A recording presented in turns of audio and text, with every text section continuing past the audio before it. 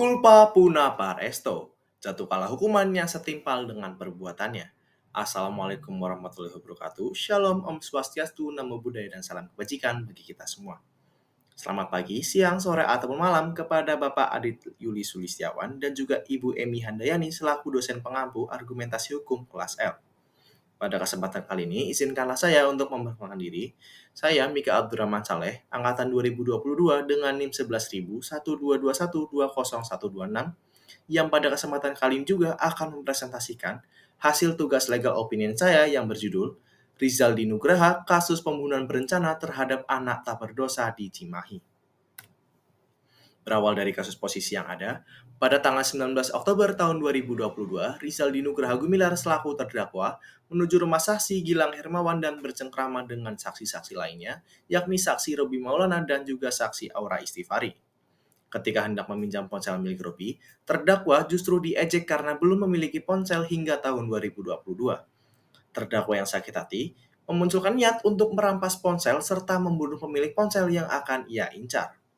Alhasil, terdakwa meminjam motor milik Gilang dengan alasan pulang ke rumah untuk mengambil ponsel yang selanjutnya akan ditunjukkan kepada orang-orang tersebut.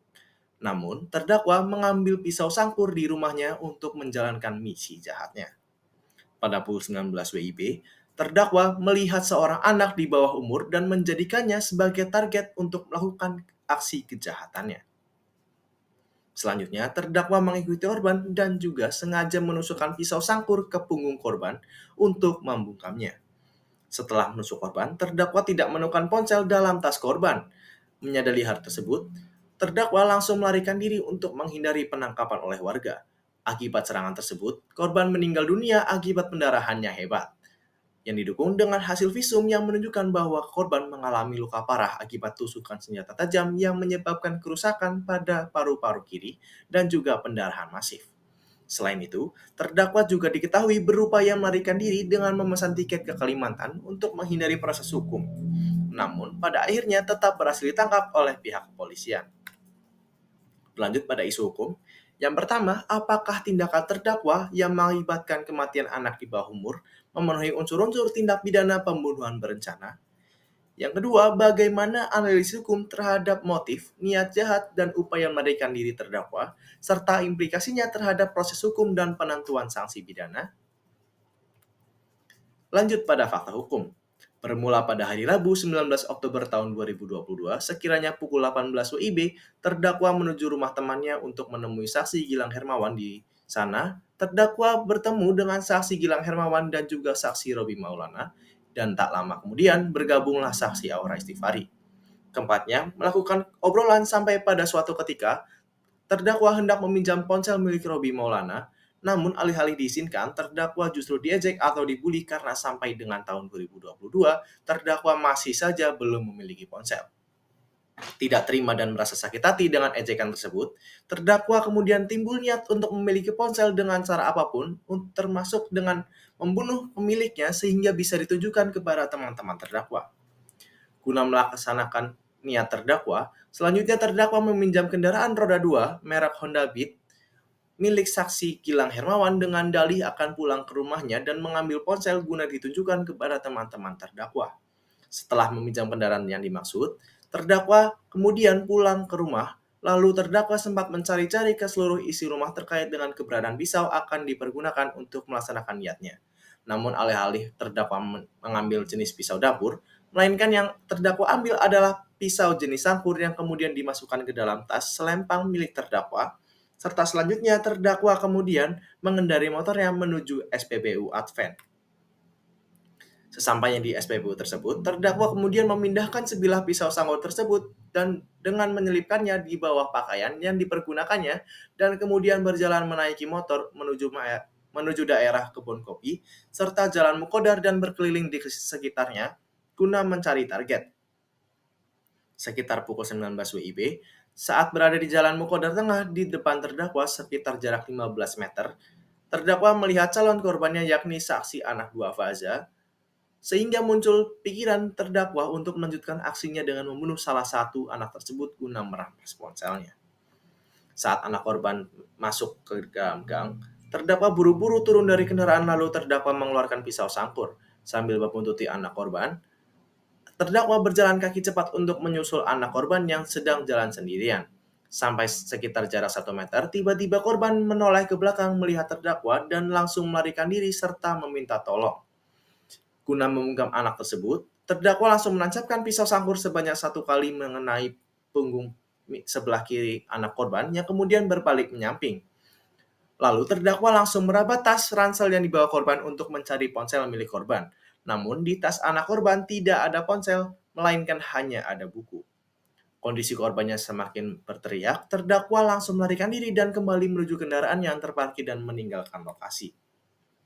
Akibat perbuatan terdakwa, anak korban kemudian mengalami pendarahan dan nyawanya tidak dapat diselamatkan meskipun sudah dibawa ke RS Raja Wali. Bahwa berdasarkan hasil visum, ditemukan luka terbuka pada punggung sisi kiri yang memotong paru-paru kiri akibat kekerasan tajam. Yang menurut pola dan gambaran lukanya disebabkan oleh senjata tajam bermata dua dengan lebar senjata kurang lebih 2,3 cm. Selanjutnya, ditemukan resapan darah pada kulit kepala bagian dalam akibat kekerasan tumpul, pendarahan pada rongga dada kiri, pendarahan pada paru-paru kiri bagian atas, seluruh organ dalam keadaan pucat, dan kedua paru-paru kempis. Sebab mati akibat kekerasan tajam pada punggung kiri yang memotong paru dan menyebabkan pendarahan hingga gangguan nafas. Di persidangan, terdakwa menyatakan bahwa pada saat terdakwa melakukan penusukan terhadap anak korban, terdakwa sama sekali tidak melakukan ancaman terlebih dahulu dan tidak melaksanakan pembegalan, melainkan langsung menusuk anak korban.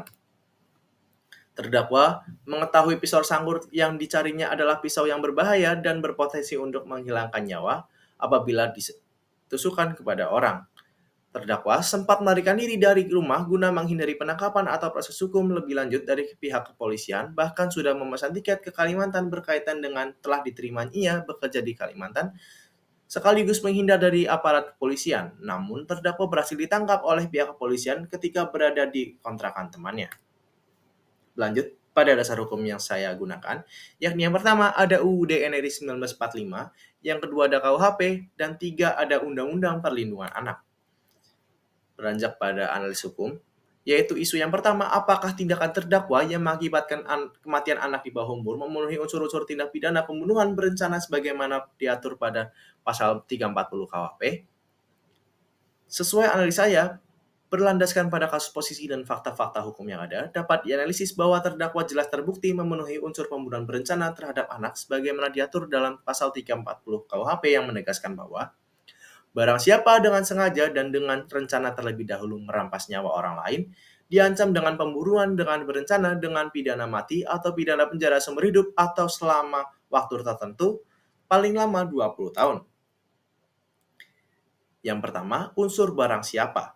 Unsur barang siapa dapat disamakan dengan unsur setiap orang sehingga dalam hal ini terdakwa telah memenuhi unsur tersebut. Yang kedua, ada unsur kesengajaan atau mens rea. Perbuatan terdakwa merupakan perbuatan yang disengaja dan terencana untuk mendapatkan ponsel, di mana terlihat dari tindakannya secara sadar membawa pisau sangkur yang diketahui berbahaya dan berpotensi mencelakai atau bahkan membunuh seseorang. Yang ketiga, unsur rencana terlebih dahulu atau premeditation. Perbuatan terdakwa merupakan kejahatan pembunuhan berencana yang dibuktikan dengan adanya fakta bahwa terdakwa meminjam motor rekannya dan dengan sengaja mengambil pisau sangkur, kemudian mencari target untuk melakukan pencurian ponsel. Yang keempat, ada unsur perbuatan menghilangkan nyawa orang lain. Terungkap bahwa terdakwa menunjukkan pisau sangkur ke punggung korban dan mengakibatkan luka parah yang memotong paru-paru kiri korban, sehingga menyebabkan pendarahan hebat dan juga kematian korban. Analisis hukum yang kedua, yakni apakah terdakwa dapat dijerat dengan pasal 80 ayat 3 junto pasal 76C Undang-Undang Perlindungan Anak, mengingat korban adalah anak di bawah umur. Adapun analisis saya adalah tindakan kekerasan yang dilakukan oleh terdakwa pada anak di bawah umur melanggar pasal 80 ayat 3 junto pasal 76C Undang-Undang Perlindungan Anak yang berbunyi sebagai berikut. Dalam hal anak meninggal dunia karena kekerasan sebagaimana dimaksud pada ayat 1, pelaku dipidana dengan pidana penjara paling lama 15 tahun dan atau denda paling banyak 3 miliar rupiah, ditambah sepertiga dari ketentuan pidana sebagaimana dimaksud pada ayat 4. Adapun pasal 76C Undang-Undang Perlindungan Anak menyatakan bahwa setiap orang dilarang menempatkan, membiarkan, melakukan, menyuruh melakukan dan atau turut serta untuk melakukan kekerasan terhadap anak. Adapun analisis lanjutannya, yakni unsur yang pertama, korban merupakan anak di bawah umur. Berdasarkan fakta yang ada, korban adalah anak perempuan berusia 12 tahun. Maka berdasarkan ketentuan pasal 1 ayat 1 Undang-Undang Perlindungan Anak, korban merupakan masuk terhadap kategori anak, yaitu di bawah usia 18 tahun. Adapun unsur kedua adalah adanya perbuatan kekerasan yang menyebabkan anak meninggal dunia. Terdakwa secara sengaja dan terencana melakukan tindakan menusuk korban dengan pisau sangkur yang menyebabkan luka parah pada punggung korban. Kemudian, berdasarkan hasil visum, dapat disimpulkan bahwa luka tersebut memotong paru-paru korban dan menyebabkan kematian. Yang ketiga, unsur adanya kesengajaan dan niat melakukan kekerasan. Terdakwa membawa pisau sangkur secara sadar dan melukai korban untuk mendapatkan barang berharga yang ia incar sedari awal, yakni berupa ponsel.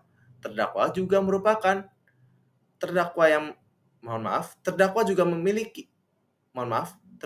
memilih lokasi yang sepi dan membuntuti korban yang menunjukkan kesengajaan dalam melancarkan aksinya. Yang keempat, ada unsur pemberatan pidana. Berdasarkan pasal 80 ayat 4, pidana untuk pelaku kekerasan terhadap anak yang menyebabkan korban meninggal dunia dapat ditambah sepertiga dari pidana pokok. Berdasarkan analisis tersebut, terdakwa dapat dijerat dengan pasal 80 ayat 3 junto pasal 76C Undang-Undang Perlindungan Anak karena telah melakukan kekerasan yang mengakibatkan anak meninggal dunia. Pemberatan pidana sesuai dengan pasal 80 ayat 4 juga dapat diterapkan mengingat dampak fatal dari perbuatan terdakwa terhadap korban yang merupakan anak di bawah umur. Meskipun dapat diterapkan, ketentuan pasal 340 KUHP lebih tepat diaplikasikan dalam kasus ini ketimbang pasal 80 ayat 3 junto pasal 76C Undang-Undang Perlindungan Anak. Mengingat motif terdakwa yang sangat jelas berupa kesengajaan dan dengan rencana yang matang. Pasal 340 KUHP menitik beratkan pada unsur pembunuhan yang direncanakan dan ini sangat relevan dengan tindak pidana yang dilakukan oleh terdakwa. Dalam hal ini terdakwa tidak hanya melakukan kekerasan namun juga berniat jahat untuk merampas ponsel korban dengan cara yang sadis sehingga berujung pada hilangnya nyawa korban. Hal tersebut dikarenakan hakim menekankan adanya motif kesengajaan yang dilakukan oleh terdakwa. Hakim dalam persidangan menekankan bahwa adanya motif kesengajaan dari terdakwa yang terlihat dari langkah-langkah yang diambilnya sebelum melakukan tindakan kejam tersebut. Terdakwa secara sadar memilih korban dan merupakan anak di bawah umur, serta melakukan pengintaian dan juga menyerang dengan pisau sangkur yang dipilih dengan tujuan untuk membunuh korban. Selain itu, dalam pemberian sanksinya, hakim juga mempertimbangkan keadaan-keadaan yang memberatkan serta meringankan selama di persidangan. Adapun kesimpulan yang dapat saya ajukan, yakni yang pertama, perbuatan terdakwa memenuhi unsur-unsur pembunuhan berencana sebagaimana diatur dalam pasal 340 KUHP seperti unsur barang siapa, kesengajaan, rencana terlebih dahulu, dan juga perbuatan menghilangkan nyawa. Yang kedua, kasus ini juga memenuhi unsur kekerasan terhadap anak yang mengakibatkan kematian sebagaimana diatur pada pasal 80 ayat 3 junto pasal 76C Undang-Undang Perlindungan Anak. Namun, hakim lebih tepat menerapkan pasal 340 KUHP karena menitik beratkan pada perencanaan pembunuhan yang lebih relevan dengan tindakan terdakwa. Dengan hal ini, selesai sudah presentasi dari saya. Apabila terdapat kesalahan dalam presentasi, saya mohon maaf sebesar-besarnya. Dengan ini saya tutup presentasi saya. Wassalamualaikum warahmatullahi wabarakatuh. Shalom, Om Swastiastu, Namo Buddhaya, dan salam kebajikan bagi kita semua.